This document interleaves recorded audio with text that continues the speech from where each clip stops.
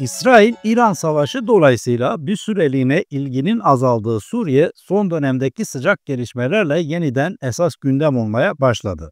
Heyeti Tahrir-i Şam'ın yani HTŞ'nin Esad devrildikten sonra iktidarı ele geçirmesiyle birlikte ortaya çıkan ve hala tartışılmaya devam edilen bir gündem var. Yeni Suriye nasıl olacak? HTŞ ve lideri Jolani açısından bakılırsa bu sorunun cevabı açıkçası en başından beri belliydi. Nihayetinde HTŞ, IŞİD ve El-Kaide'den arta kalan bir terörist organizasyondu ve lideri Jolani de zaten bir zamanlar IŞİD'in lideri Bağdadi'nin yanında yer almış ve onun adına Irak ve Suriye'de sayısız suç işlemişti. Bütün bunlar kayıtlarda mevcut. Hatta Şam'a oturduktan sonra Jolani'nin arkasını dayadığı Türkiye'nin kayıtlarında bile var. Tek amaçları IŞİD'in yapmaya çalıştığı gibi İslamcı bir devlet kurmak ve esas aldıkları yol ise cihadizm. Bu uğurda kendilerinden olmayanlara kesinlikle nefes aldırmamakta kararlılar.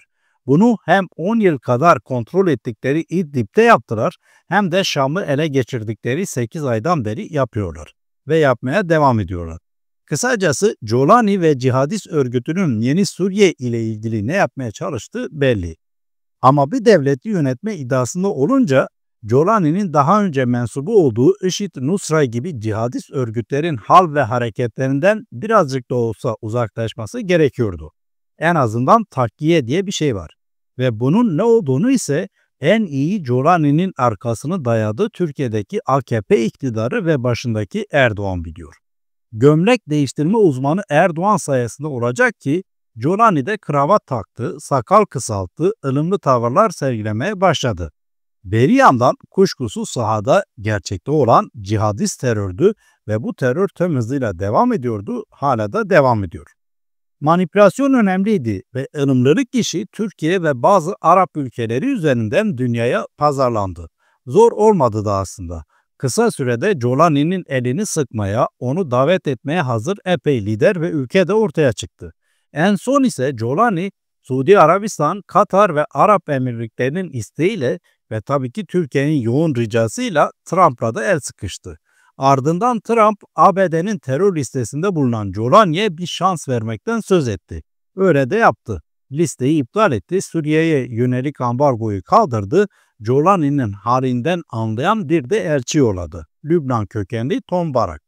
Bu arada Akdeniz sahillerinde Alevilerin katledilmesi de açıkçası Kürtler ile Alevi toplumu dışında pek kimsenin gündemi olmadı. Öbür yandan Jolani, Kürt lider Mazlum Abdi ile de apar topar bir mutabakat metni imzaladı. Bir bakıma kendince Alevi katliamından dolayı gelebilecek tepkileri bir nebze de olsa savuşturmak istemişti. Ayrıyeten İsrail de İran ile meşgul idi. Böylece Jolani'nin meşruiyet sorunu büyük oranda hal olmuş gibiydi. Hamisi Türkiye için de işler gayet iyi görünüyordu. Artık kolları sıvayıp yeni Suriye'yi istedikleri gibi şekillendirmek için harekete geçme zamanıydı. İşte bu şartlarda Dürzilerin vatanı Süveyda'ya yönelik Jolani'nin HTŞ'si büyük bir saldırı dalgası başlattı.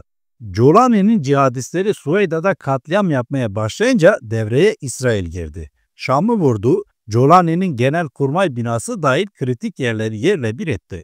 Jolani geri çekildi, İsrail ile ateşkes yapıldı, duyuruldu.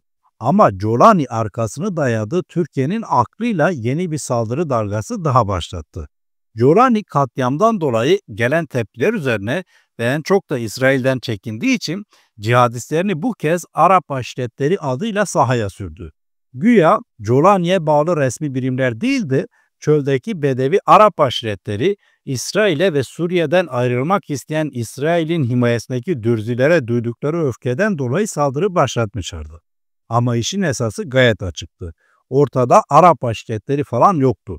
Saldıran güçlerin önemli bir kısmı bizzat Jolani'ye bağlı cihadistler ve bizzat Türkiye'ye bağlı olan Özgür Suriye Ordusu militanlarıydı. Ve bunlar Bedevi aşiretlerin kılığına girmişti. Bir kısmı da bunlarla ortak hareket eden IŞİD militanlarıydı bu arada.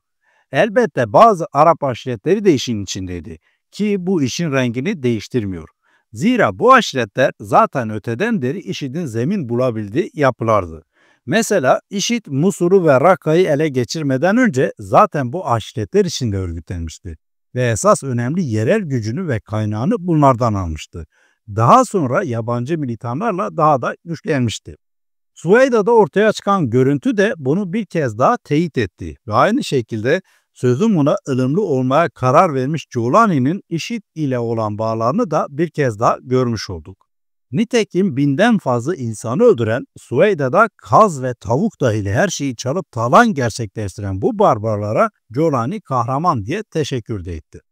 Bu tablo Suriye'de esasında yeni bir şeylerin olmadığını gösteriyor. Barbarlık mı insan onuruna yakışan ve herkesin hak ve hukukunu eşit derecede esas alan bir sistem mi hakim olacak mevzusu hala geçerliliğini koruyor. Diktatör Esad'ın devrilmesi ve bir başka diktatör olan Giuliani'nin iktidar koltuğuna oturmasıyla ilk round barbarlık lehine sonuçlanmış gibiydi. Ama iş bitmiş değil. Giuliani ve onu kollayan devletler de bunu gayet iyi biliyor, başta Türkiye olmak üzere.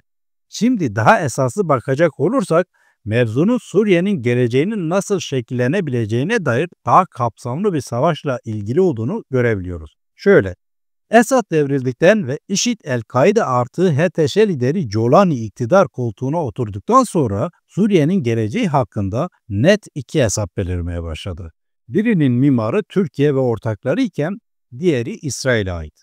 Türkiye 10 yıl boyunca Giuliani ve cihadistlerini İdlib'de besledi. Haliyle Şam düşünce de en mutlusu Türkiye oldu. Hesap basitti. Besleme cihadistler eliyle Suriye arka bahçe yapılacak. Bu arada da Kürt pürüzü de ortadan kaldırıldı mı alın size güllük bahçe. Ama o kadar kolay değil ve hesaplar çarşıya çok da uymadı. Esad devrildikten ve Giuliani de Şam'da iktidarı ele geçirdikten sonra Türkiye 3 ay civarında Kürtlere saldırdı. Ama Tişrin barajını geçemedi. Kürtlerle bu kez Giuliani üzerinden hesaplaşmayı denedi. Bu arada İmralı'da da devam eden süreci de fırsata çevirmek istedi. Hesap yine basitti. İmralı'da görüşüp PKK gibi Suriye Demokratik Güçlerini yani SDG'yi de silahsızlandırmak ve hatta dağıtmak. Kürtleri kısmi kültürel haklarla Suriye'ye bağlamak, böylece Rojava'yı haritadan silmek. Öbür yandan da Giuliani'ye uluslararası meşruiyet kazandırmak, özellikle de Kürtlerin ABD Batı ortaklığını bitirmek.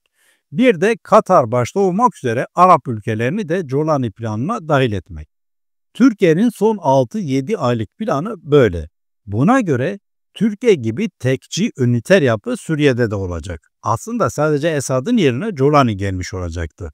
Tabi cihadist bir sosla. Giuliani ve sırtını dayadığı Türkiye bu planın başarısı için şimdiye dek ellerinden geleni yaptılar. Bahsettiğim gibi mesela Giuliani'nin makul kabul edilebilmesi ve uluslararası ilişkiler kurabilmesi gibi bir kısım başlıktan mesafe de aldılar. Önemli bir kısmında ise ciddi sıkıntıları var. Birincisi Kürtlerle ilgili olan ve İmralı'daki süreci de kapsayan hesapları tutmadı. Kürtler Teşkin'de kabiliyetlerini ortaya koydu.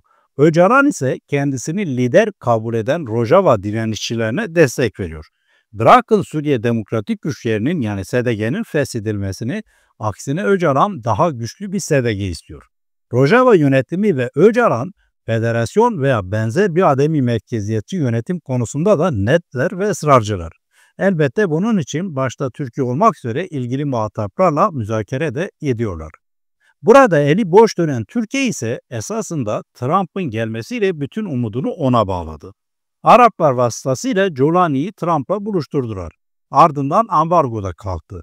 Giuliani artık kabul edilen bir aktör haline gelmişti. Son olarak da Trump, Lübnan kökenli Tom Barak'ı Türkiye'ye elçi, Suriye için ise özel elçi olarak atadı. Hal böyle olunca Türkiye'nin Giuliani planı tıkır tıkır işliyor gibiydi. Nitekim Barak da Giuliani'yi ABD kurucu lideri Washington ile kıyasladı. Kürtlere Şam yolunu dikte etmeye başladı. Erdoğan gibi tek millet tek devlet vesaire demeye başladı.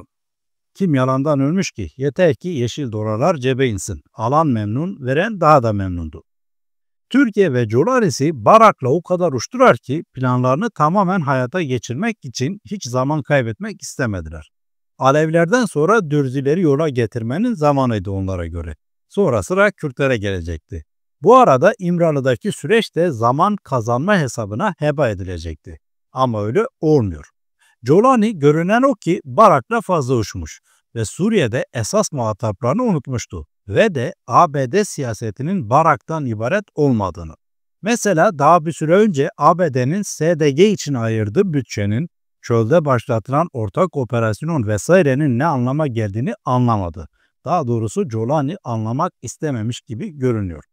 Öbür yandan sahada Jolani'nin esas muhatabı İsrail ve İsrail'e rağmen Suriye'nin geleceği şekillenmeyecek. Şam düştükten hemen sonra İsrail başlattığı ağır bombardımanlarla bu gerçeği hatırlatıp duruyor.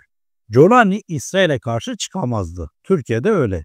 Ancak Jolani ve Türkiye Trump kredisiyle İsrail ile bir şekilde anlaşabileceklerini ummuşlardı veya böyle sanıyorlardı. Ama İsrail ile anlaşmak demek geleceğin nasıl şekilleneceğine İsrail'in istediği şekilde razı olmak demektir. Bir yandan Türkiye ile birlikte Esad'dan kalma tekçi Arap devlet sistemini dayatıp öbür yandan İsrail ile anlaşmaya çalışmak en fazla basit bakal hesabı olur. Türkiye ve Jolani'nin hesabı da böyleydi. Oysa İsrail'in Suriye için öngördüğü gelecek stratejisi çok farklı. İsrail, Esad ve İran'dan temizlediği Suriye'de Hamas ve Hizbullah'tan beter olan cihadistlerin her istediklerini yapabilecekleri güçlü bir devlet istemiyor.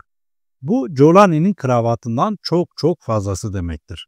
İsrail mümkün mertebe kontrol edilebilir yeni bir Suriye istiyor. Kontrol edilebilir bir Suriye ise en azından gücün merkezde hele de cihadist iktidarda toplanmasına karşı olmayı gerektirir. İsrail için bunun birkaç yolu var. Mesela Dürzi ve Kürt bölgelerin federasyonu, İsrail'in yerleştiği yerlerde kalıcı olması, hava sahasının kontrolü vesaire. Haliyle Jolani cihadist teröristlerini bu kez Dürzilere saldırtınca yine karşısında İsrail'i buldu. Burada esaslı bir durum var. Ve yok İsrail Dürzileri sattı, yok satmadı, yok bilmem ne oldu türündeki acemi yorumlar ya da aceleci yorumlar ise ancak konuyu saptırır. Mesele şu, İsrail stratejik davranıyor ve bu strateji Türkiye'nin dayattığı ile çatışan nitelikte. Haliyle rüşvetçi Barak'ın ne dediği aslında çok da önemli olmuyor. Ki Süveyda'daki katliam ve İsrail'in Şam'ı bombalaması ardından kıvırmaya da başladı. Hatta daha önce övdüğü Jolani hükümetini katliamlardan sorumlu tuttuğu bu tür katliamların veya siyasetin devam etmesi halinde Jolani'nin koltuğunu kaybedebileceğini bile söyledi. Ayrıca SDG komutanı Mazlum Abdi ile görüştü vesaire. İsrail'in Dürzileri kollayan ve esasında kendi stratejik hedefleri için varlığını hissettiren sahaya dönüşü ilk etapta Jolani ve onun koruyucusu olan Türkiye'yi epey sarstı, hatta panikletti. Jolani bir yandan taraftarlarının gazını almak mahiyetinde İsrail'i suçlayan açıklamalar yapsa da esasında İsrail ile karşı karşıya gelmek gibi bir niyetinin olmadığını bulabildiği her elçi vasıtasıyla bildirmeye çalıştı. Anlaşılan İsrail'in ikna olacağı yok. Zira Jolani ile hamisi Türkiye'nin gerçek gündemini İsrail'de biliyor. Nitekim Jolani ve hamisi Türkiye, İsrail'in Şam'ı bombalaması ardından karşılık da verdiler. Bunu ellerindeki tek koz olan terör kartıyla yaptılar. IŞİD dahil bulabildikleri bütün cihadist militanları sahaya sürdüler. Böylece Türkiye, Suriye'deki siyasetini terör kozu üzerinden kurduğunu bir kez daha dünyaya göstermiş oldu. Ayrıca Türkiye, Jolani'nin kendilerinden savunma ve terörle mücadele konusunda işbirliği talebinde bulunduğunu duyurdu. Halbuki Türkiye zaten yıllardır Suriye'de ve Rojava'daki pek çok kent bizzat Türkiye'nin işgali altında. Yani zaten Suriye'de ve Jolani ile işbirliği halinde. Dışişleri Bakanı Hakan Fidan ise Suriye'de otonomi veya ayrılıkçı gündemlerde ısrar edenlerin karşılığında Türkiye'yi bulacağını ve müdahale edeceklerini söyledi. Bu tür gelişmeler her şeyden önce Türkiye ile Jolani'nin İsrail'e karşı yeniden konum alması demek. Ama yeni olmayan ve başından beri ısrar ettikleri klasik bir konum bu. İkincisi ise Türkiye en çok da Kürtlere mesaj veriyor. Ki burada da yeni bir şey yok. Her zaman tekrarlandığı üzere Kürtlerin sadece Jolani'ye itaat etmesi isteniyor. Bununla birlikte bu iki durum hem Suriye'de Türkiye ile İsrail arasında hem de Türkiye ile Kürtler arasında gerilimin devam edeceğini, bununla doğrudan bağlantılı olan Türkiye'deki çözüm sürecinin de sona erebileceğini ve dolayısıyla çatışma ihtimalinin var olduğunu da gösteriyor. Öbür yandan Suriye'deki katliam, çatışan stratejiler, ileri sürülen kozlar ve devam eden gerilim şunu da bir kez daha net bir şekilde ortaya koydu. HTŞ'nin liderliğindeki Suriye'de hiçbir zaman demokrasi olmayacak, insan haklarına ve azınlıkların varlığına saygılı bir düzen kurulmayacak, cihadist terörizmin cirit attığı bir barbarlık hali sürüp gidecek. Bir diğer husus ise şöyle. En son Trump'ın açılımlarıyla Jolani'ye açılan kredinin de tükenmeye başlandığı söylenebilir. Mesele şu, Jolani bir yandan Türkiye ve Katar ile birlikte cihadist Suriye'yi inşa etmeye ve bu uğurda katliamlar yapmaya devam ederken, öbür yandan İsrail'i, Kürtleri, Dürzileri ve hatta ona kredi açan ABD ile batılı ortaklarını karşısına almayı göze alabilecek mi? Günün sonunda Jolani'nin Türkiye ile İsrail'in kurguladığı ve çatışan gelecek stratejileri arasında bir tercih yapmak zorunda kalacağını söylemek mümkün. Tercihi geleceğini belirleyecek ve fakat geçmişine ve bugününe bakılırsa cihadi suyundan vazgeçmeyeceği de ortada Jolani'nin.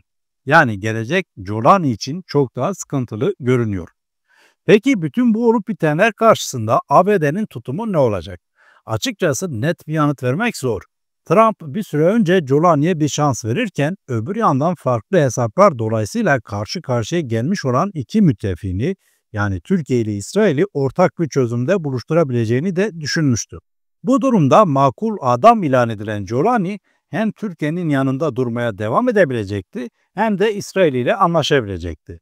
Bunun için de muhtemelen düşünülen çözüm bir süre önce Trump'ın Türkiye ve Suriye'yi elçi olarak atadığı Tom Barak'ın söylediklerinden ibaretti.